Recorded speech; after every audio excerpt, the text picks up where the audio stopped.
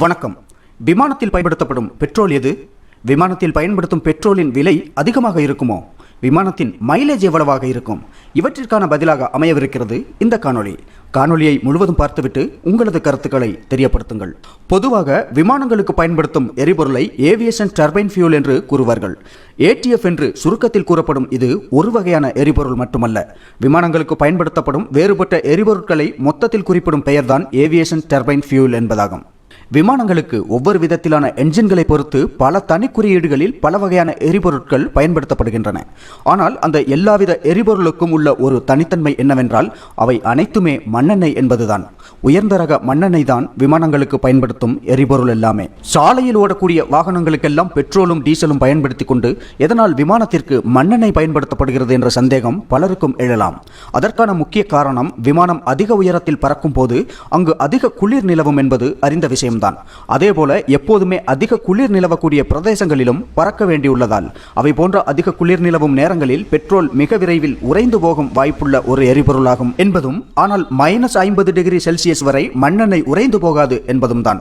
மற்றொரு காரணம் ஏவியேஷனில் மிக அதிகம் பயப்படக்கூடிய விபத்து என்பது தீப்பற்றுதலாகும். சாதாரண மக்கள் மண்ணெண்ணெய் எளிதில் பற்றாது, பெட்ரோலானால் எளிதாக பற்றிக்கொள்ளும் என்று வழக்கத்தில் கூறுவதை பலரும் கேட்டிருக்கலாம். அதே நோக்கத்திற்காகத்தான் இங்கு மண்ணெண்ணெய் பயன்படுத்தப்படுகிறது. அதிக அளவு வெப்பநிலைக்கு உள்ளாகும் போது மட்டும்தான் மண்ணெண்ணெய் தீப்பற்றும் என்பதால் விபத்துகளை தவிர்க்கும் நோக்கத்திற்காகவும் மண்ணெண்ணெய் விமானங்களில் எரிபொருளாக பயன்படுத்தப்படுகிறது. எனவே பாதுகாப்பு விஷயத்திலும் மண்ணெண்ணெய் தான் விமானங்களுக்கு நல்லது என்பதால் அது விமானத்தின் எரிபொருளாக பயன்படுத்தப்பட்டு வருகிறது.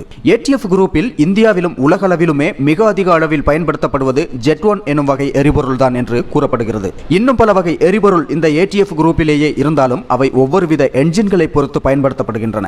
ஆனால் அதிக அளவில் ஜெட் 1 வகைதான் பயன்படுத்தப்படுகிறது.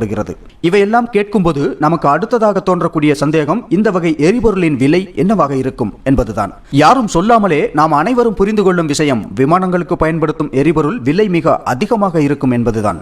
ஒரு ஏர்கிராப்ட் என்ஜினியர் கூறியதன்படி பெட்ரோலின் விலை 71 ரூபாயாக இருந்த நாளில் ஏடிஎஃப்பின் விலை, பொதுவாக ஏடிஎஃப் என்பதை ஜெட் ஆயில் என்று குறிப்பிடுவதுண்டு, அந்த ஜெட் ஆயிலின் விலை வெறும் 22 ரூபாய் தான் என்பதும், அதிலும் சர்வதேச அளவில் சேவை நடத்தும் விமானங்களுக்கு சற்று குறைந்த விலையிலும் உள்நாட்டு சேவை விமானங்களுக்கு சற்று கூடுதல் விலையிலும் வழங்கப்படுவதாகவும், அதே நேரம் இந்தியாவில் 22 ரூபாய்க்கு வாங்கும் அந்த ஜெட் ஆயில் 1 லிட்டர் வெளிநாடுகளில் 10 ரூபாய் தான் என்றும் தெரிந்து கொள்ள முடிகிறது.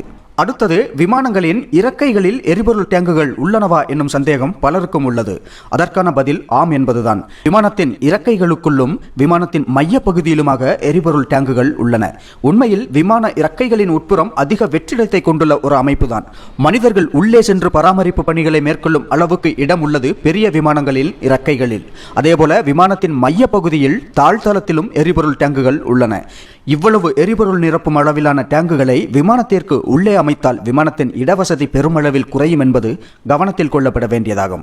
அப்படி விமானத்தின் இறக்கைகளுக்குள் உள்ள வெற்றிடத்தை பயன்படுத்தும் விதமாக எரிபொருள் டேங்குகள் அங்கு அமைக்கப்படுவதாக கூறப்பட்டாலும் மற்றொரு அறிவியல் பூர்வமான காரணமும் இதற்கு பின்னால் உள்ளது. அதாவது, விமானத்தில் பயணிகளும் பொருட்களும் எல்லாம் ஏற்றியுள்ள எடை, விமானத்தின் எடை என்றும் மொத்த எடையும் கீழ்நோக்கிய ஒரு அழுத்தத்தை ஏற்படுத்தும்.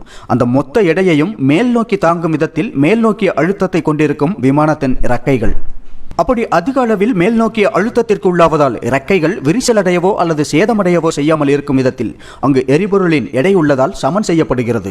மற்றொரு விஷயம், காரிலும் பைக்கிலும் எல்லாம் உள்ளது போல விமானத்தின் எரிபொருள் டேங்கானது ஒரே பெட்டி போல இருப்பதில்லை.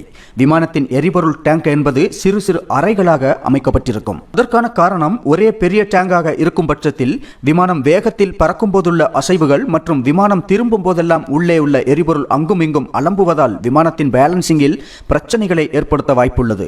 அதை தவிர்க்கும் நோக்கத்தில் தான் சிறு சிறு அறைகளாக அமைக்கப்பட்டுள்ளது விமானத்தின் எரிபொருள் டேங்க். இப்போது மிக முக்கியமான கேள்வி விமானத்தின் மைலேஜ் என்ன என்பதாக இருக்கும். விமானத்தில் நிரப்பிய பின்னர் எரிபொருளை எடை கொண்டுதான் கணக்கிடுகிறார்கள். லிட்டருக்கு பதிலாக கிலோ கணக்கில் எரிபொருள் கணக்கிடப்படுகிறது. அதேபோல மைலேஜ் என்பதும் கிலோமீட்டரில் அல்ல, பறக்கும் நேரத்தில் தான் கணக்கிடப்படுகிறது. எத்தனை கிலோமீட்டர் ஓடியுள்ளது என்பதற்கு பதிலாக எத்தனை மணி நேரம் ஓடியுள்ளது என்று கணக்கிடுகிறார்கள்.